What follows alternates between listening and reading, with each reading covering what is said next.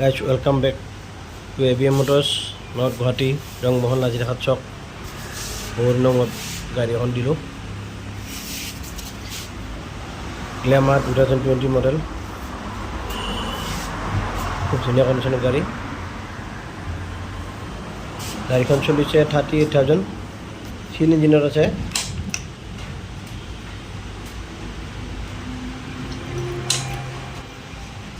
যদি গাড়ীটো আপোনালোকে কোনোবা কিনিব বিচাৰে, স্ক্ৰীণত ফোন নম্বৰ দিয়া আছে, মোক কণ্টেক্ট কৰিব।